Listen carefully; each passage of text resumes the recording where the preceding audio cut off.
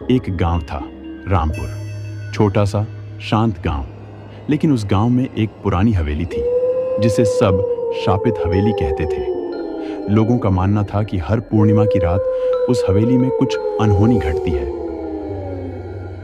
शहर से रवि नाम का एक लड़का गर्मी की छुट्टियां बिताने अपनी दादी के पास आया। उसने हवेली की डरावनी कहानियां सुनी थी, लेकिन उसे यकीन नहीं था। उसे लगा गांव के लोग अंधविश्वासी हैं। एक चांदनी रात रवि ने तय किया कि वो खुद जाकर देखेगा कि हवेली में आखिर है क्या। रात के करीब 12 बजे रवि चुपचाप घर से निकला और हवेली की ओर चल पड़ा। जैसे ही वो गेट के पास पहुंचा, लोहे का पुराना दरवाजा खुद ब खुद चरचराता हुआ खुल गया। अंदर काफी अंधेरा था, दीवारों पर जाले थे, फर्श पर धूल जमी थी।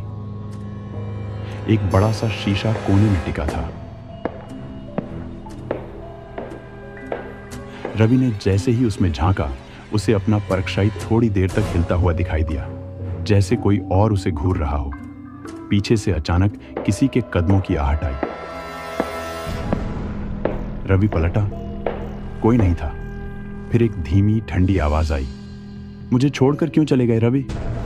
रवि के रोंगटे खड़े हो गए। ये आवाज किसी औरत की थी, लेकिन वो किसी को जानता ही नहीं था जो उसे इस नाम से पुकारे। तभी एक कमरा अपने आप खुला।